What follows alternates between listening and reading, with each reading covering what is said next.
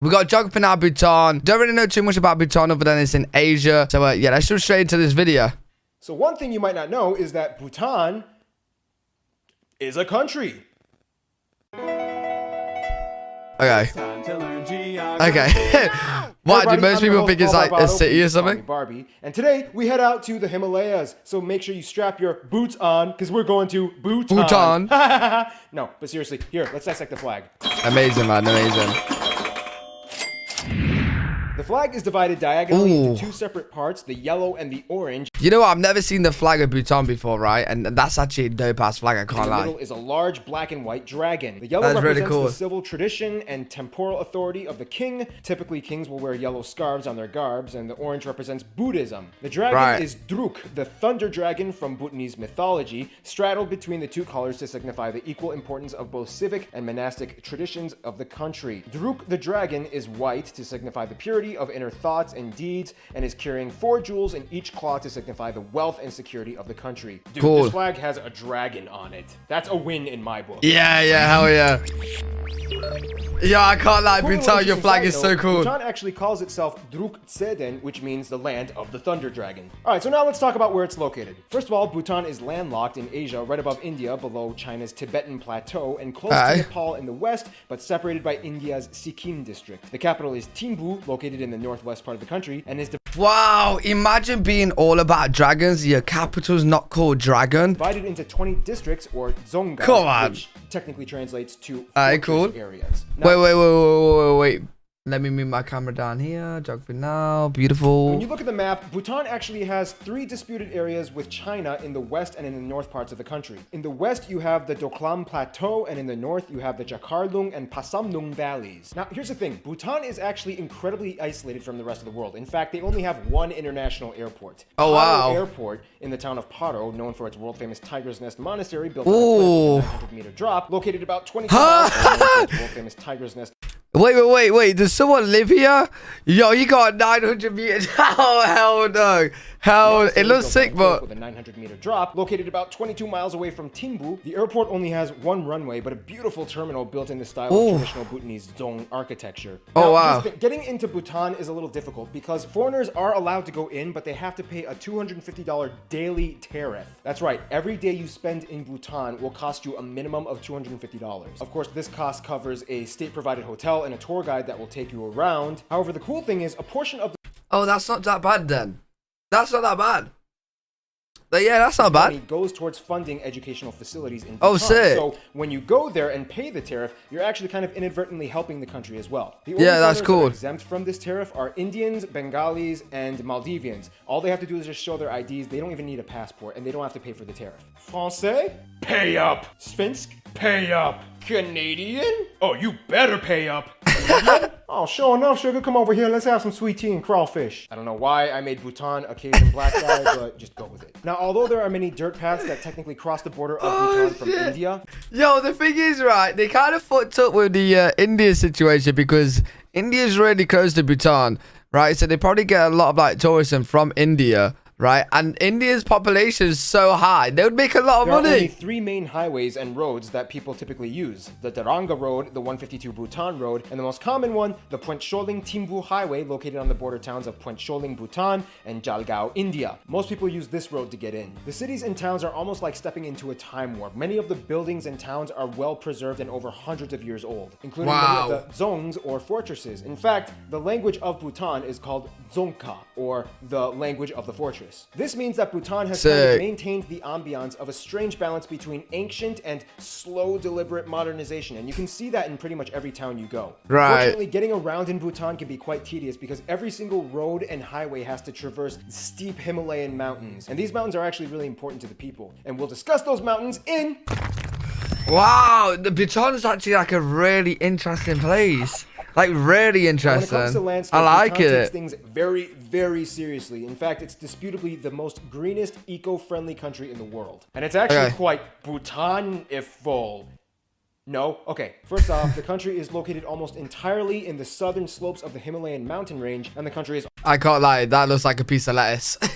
not the white part. I don't know what the white, maybe mayo on lettuce. almost completely mountainous with steep valleys and alpine hills that eventually drain into the southern plains of India. In fact, at about 7,000 meters or about 24,000 feet, Bhutan actually has the world's highest unclimbed mountain, Gangkhar Puensum. It's considered a holy site to the Bhutanese people and is therefore left alone. Also, as of right now, Bhutan is the world's only carbon sink nation. This means they actually absorb more CO2 than they produce, and this can be attributed to a lot of things. For one, it's the only country in the world with constitutional obligations set upon its citizens to maintain at least 60% of the land under forest cover. Right now, Bhutan is at about 70%.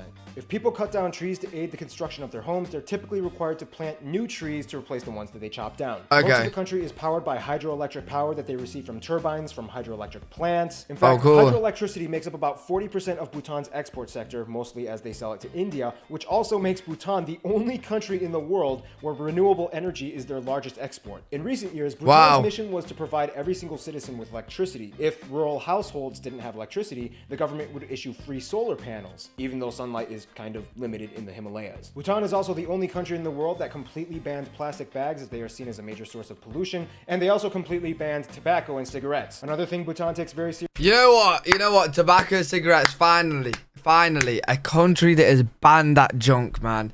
It's just absolute junk. Is its wildlife. Various animals like langurs, Bengal tigers, sloth bears, red pandas, sambars, the beautiful and rare clouded leopard, blue sheep, and those strange barking deer that have fangs. I'm not even joking. There's an animal. Wait, so like if you go to like the forest or whatever, or like in the wild, like Bhutan, like a tiger might come and attack you. Wait, I wonder if there's like many attacks from tigers or something. Deer and it has fangs. Look it up. In fact, it is a very serious punishable crime to kill any endangered species in Bhutan. If anybody is caught killing a black-necked crane, they could receive a life sentence in prison. Wow. The food here is great, by the way. That's good. That's good. Yo, Bhutan's a very environmental friendly place. It really is. Like really spicy foods. Let's talk more about these people.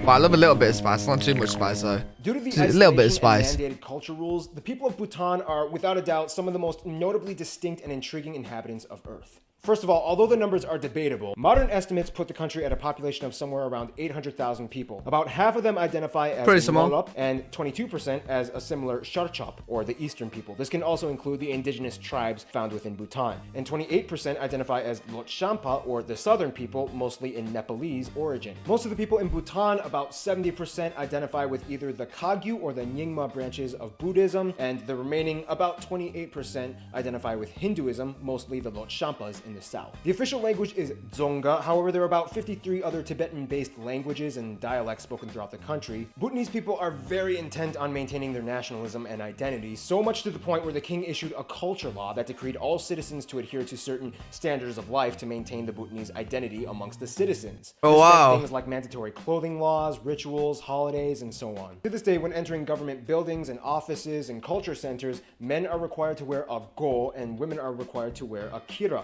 Clothing of Bhutan. This rule caused a lot of backlash, especially with the Lhotshampa minority, whom were mostly Nepalese and refused to follow the culture and wardrobe law. Things got so bad that Bhutan actually ended up exiling over 100,000 Lhotshampas for not adhering to the culture laws, and to this day, many of them are in exile, mostly in India. Bhutanese culture, or Wait. They have a population of 800,000 and they exiled 100.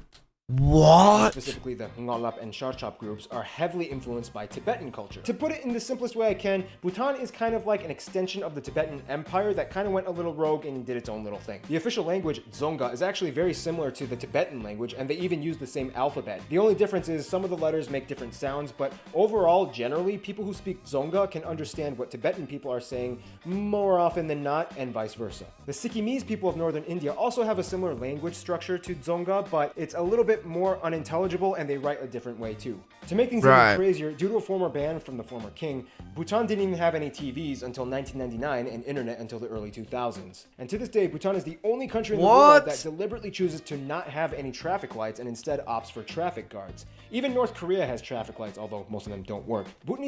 Wait. They have traffic guards. Then again, I don't know why I'm acting so surprised. Bhutan is such an environmentally friendly country, right? they'll rather have the people than the traffic lights because of like electricity price. I don't know the exact reason, but yeah. TV though is not restrictive. They can pretty much watch anything they want. CNN, They don't want to be that modern. BBC, Cartoon Network. However, there are two government networks, BBS1 and BBS2, that cover a variety of TV shows and newscasts, all in the Dzonga language. Oh, and that's the other thing. Bhutan is a monarchy, formerly an absolute monarchy, but about 20 years ago the system changed so that now the king can be impeached by a 2/3 majority vote of the National Assembly. Coronated in 2008 after his father abdicated, Jigme Khesar Namgyel Wanchuk is the current monarch, with his wife Queen Jetsun Pema being arguably the world's most attractive monarchs. Bhutan Yeah, I is, can't of course, lie. his wife, Queen Jetsun I was Pema literally just being about to say arguably that. That is a beautiful... That is a very beautiful royal family right there. That is a very beautiful... world's most attractive monarchs. They're both Bhutan attractive. is, of course, a very highly Buddhist-influenced nation that mostly follows the Drukpa Kagyutpa branch of Buddhism. This involves a plethora of colorful shrines, temples, and statues and prayer wheels that are a part of everyday life, rural or urban. English is taught in schools, Cool. making Bhutan a surprisingly English-friendly country despite the lack of relations that they have with the US and the UK. This is partially attributed to the nationals being able to speak it with their Indian and Bengali friends and tourists. However, those aren't the only people that Bhutan speaks to. Now, Bhutan may be closed off from the rest of the world. However, it's weird because they're also kind of passively open to everybody else. Now, like mentioned before, India and Bangladesh are the only two countries that have embassies in Bhutan and are close partners in business and trade. Bhutan trusts India and Bangladesh enough to the point where they don't believe their country's cultural values will be a threat to the presence of these people. Nonetheless, there is still a stark contrast in culture between these nations, with India predominantly Hindu and Bangladesh predominantly Muslim in influence. Nepal has a little bit of a bone to pick with Bhutan. Now, of course, like mentioned before, back in the 90s, over 100,000 Nepalese people were forced into exile after the king made the cultural customs decree after feeling a slight threat from the Nepalese minority that weren't adhering to the Bhutanese customs. Bhutan was kind of harshly criticized for this. Then there's China. Yeah, I can see why. The of Tibet in 1959 effectively closed off all relations with Bhutan. Essentially, they have some drama with China. It got even worse when Chinese soldiers were spotted building some roads with the disputed Doklam Plateau region. China claims this was not done for any aggression, but Bhutan claims that China did this to further their territorial claims on the region. China, what the? Oh no, oh gosh golly, did I get too close? Oh, well, I mean, it's already there. I may as well just leave the road. Which is kind of funny because in terms of their best friends, Bhutan would probably consider the Tibet region, and specifically the ethnic Tibetan peoples of China, but of course not the rest of China. After Chinese occupation, numerous Tibetans fled to Bhutan as refugees and are seen as like the close brothers of Bhutan. They have really close historical ties, religions, practices, and lifestyles that make them get along very well. In conclusion, Bhutan is like the little Buddhist kingdom that broke away and did its own little thing, who didn't really care what others had to say, but now they kind of do care, but that's okay. There's nothing wrong with caring about what others think of you, as long as you don't take it to the degree of basing all of your self-worth and value off of it. Right. The more you know. Stay tuned. That was actually a really good video. I enjoyed that one. If you're from Bhutan and there's any information that you missed, or you just know any information that you think I would like to know, put it all down in the comment section. I'll definitely be reading the comments. If you guys got any recommendations to any other videos, also in the comments. If you guys enjoyed, make sure you leave a thumbs up, subscribe, and I'll see you all in the next video.